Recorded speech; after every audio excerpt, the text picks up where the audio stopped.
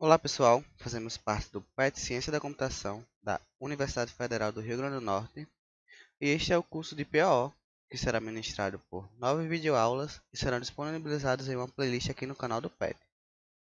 Utilizaremos a linguagem Java para apresentar os conceitos de PO que serão abordados nesse curso. Aqui tem o roteiro do curso, onde nós iremos todos os conteúdos que nós iremos abordar.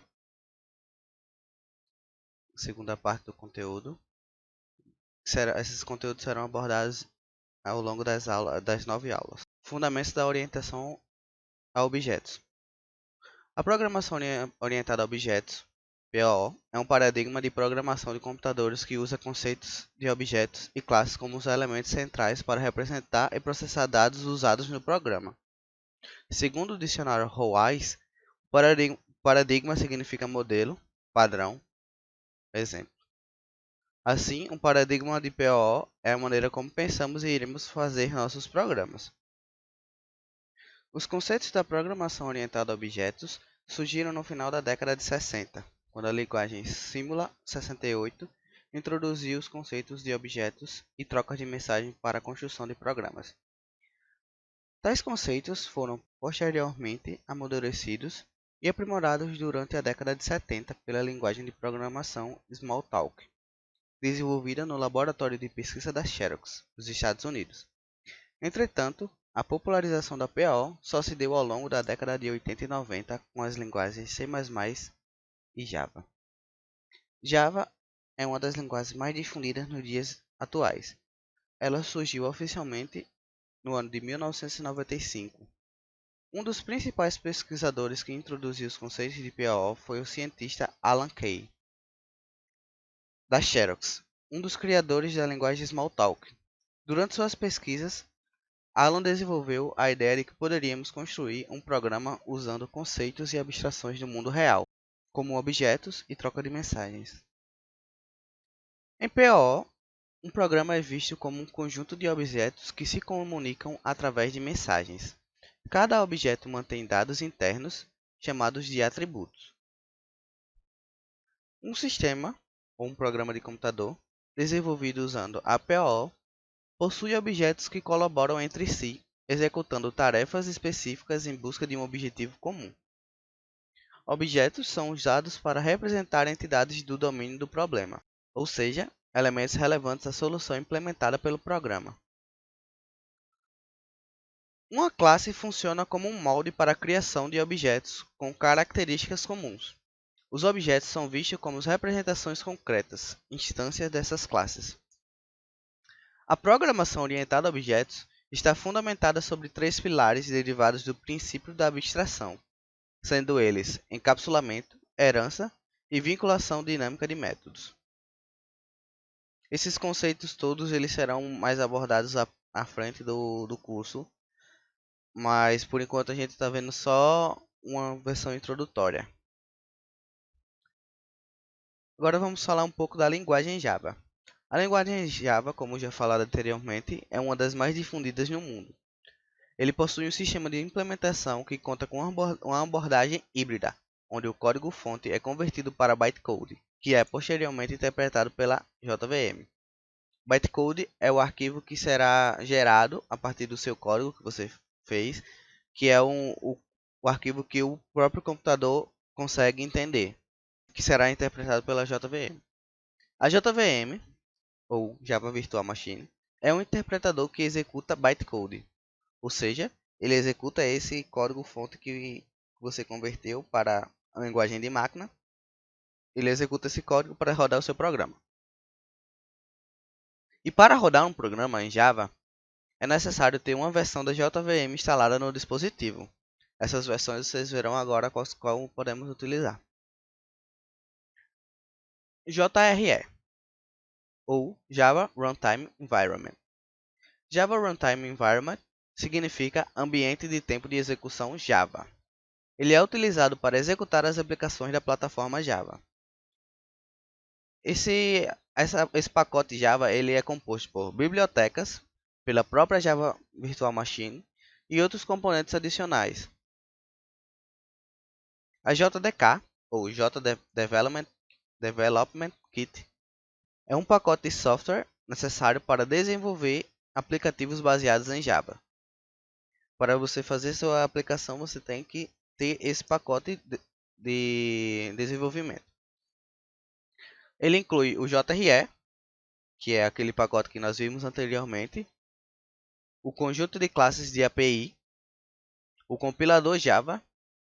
Como a gente viu anteriormente, o Java tem uma abordagem híbrida, então ele interpreta e compila, então a gente tem que ter esse compilador. E arquivos adicionais necessários para criar os aplicativos Java. Aqui é como a gente tem um sistema de implementação de Java, nessa forma híbrida. Aqui a gente tem nosso código implementado como uma classe. Daí a gente vai compilar essa classe e vai gerar o nosso bitcode, que é esse arquivo classe.class.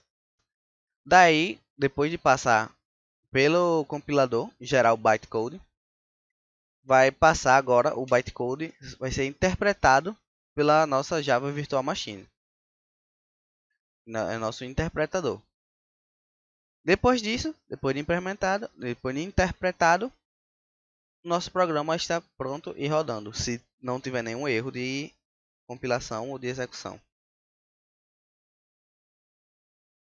Como compilar e executar um algoritmo em Java?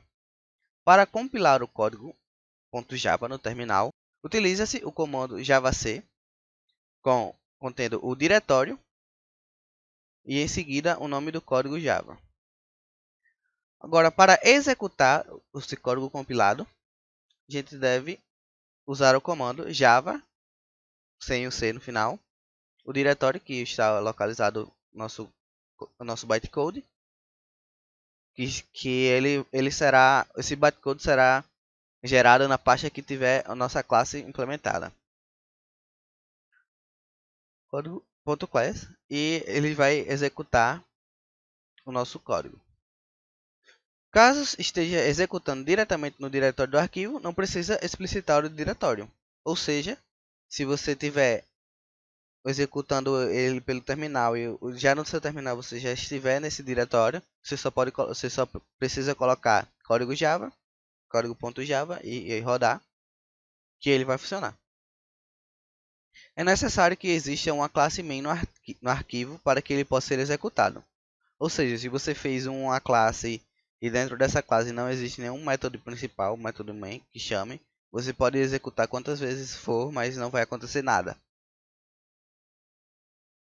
Aqui a gente vê agora, a partir daqui a gente vê a estrutura geral de um programa em Java. Nós temos o nosso método main, que é o método principal da classe do programa, que será onde o programa começará a executar. A gente precisa dessa classe para poder executar nosso programa. A gente tem aqui um exemplo de como criar um método main, onde temos public class, o nome do arquivo. Esse nome aqui é o nome da classe que você está implementando, você pode colocar qualquer nome aqui. Mas nessa parte aqui é importante que esteja desse jeito. Public static void main. Nessa parte aqui não é necessário colocar strings args, mas se você quiser colocar, você pode colocar, não tem nenhum problema. E aqui a gente começa a implementar nosso programa. Vamos ver um pouco agora de estruturas condicionais. São elas o if and else e o switch. O if and else, a gente instancia, a gente coloca if, entre parênteses, nossa condição. Quando abrirmos os parênteses, código embaixo, o código. Não tem importância ser aqui depois da condição ou pulando a linha, tanto faz, isso não importa. A gente coloca e implementa nosso código.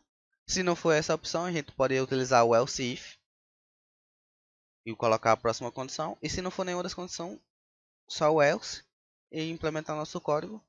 Fecha aqui e terminou o nosso if and else.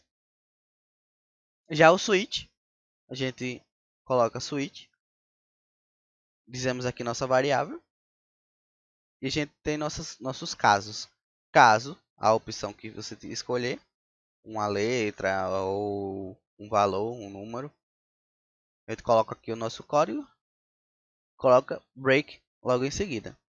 É importante colocar break a cada final de execução, a cada final de opção dessa, de caso, porque se você não colocar o break, ele vai rodar todos os códigos até ele achar um break. Então ele vai rodar o caso 1, o caso 2, o caso 3 e assim por diante, se não existir um break para pará-lo. Então, sempre que você colocar um caso, uma opção, coloca o seu código que fará nessa opção e em seguida o break. Nesse último caso, nós temos o default. O default não precisa colocar o break, porque é o código que será executado por padrão, caso não seja nenhum dos casos anteriores. Então, geralmente ele vai ficar em último caso mesmo. Mas ele geralmente fica aqui no último caso. E por isso ele não precisa do break, porque não vai ter mais nada além dele que esteja dentro do switch. Então, ele vai executar sem problema se você não utilizar o break. Estruturas de loop. Aqui a gente vê algumas das estruturas que nós utilizaremos para fazer os loops. Aqui a gente vê o comando do while, que é o enquanto, traduzindo para português o enquanto. Enquanto estiver correndo essa condição, a gente coloca entre parênteses aqui. E abre as chaves, né?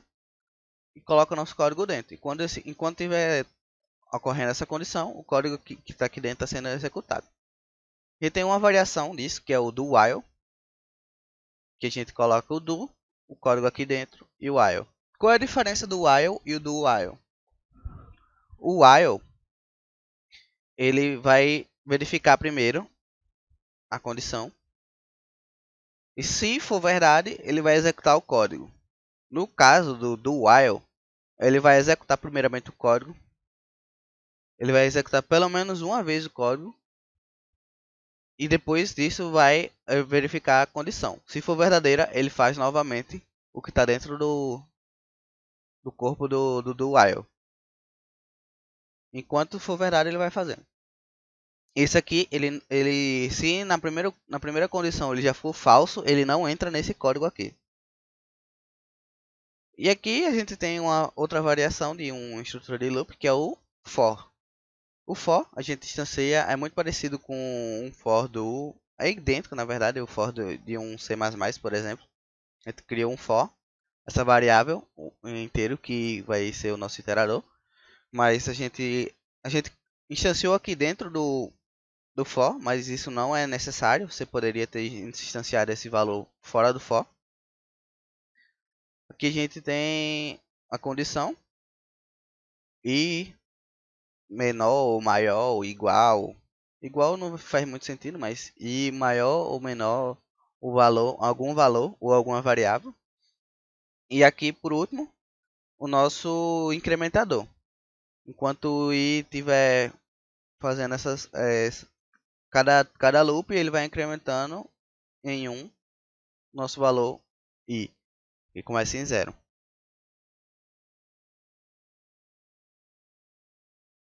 Pacotes. Pacotes são os diretórios, são as pastas que nós utilizamos, que servem para agrupar classes de funcionalidades similares ou relacionadas.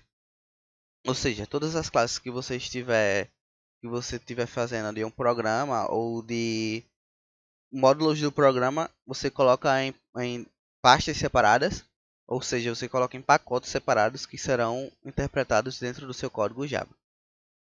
O pacote é declarado através da palavra package. Essa declaração deve ser feita na primeira linha, ou seja, antes de nós instanciarmos nossa classe, e no caso se for a classe que contém o método main, antes de instanciar também o método main.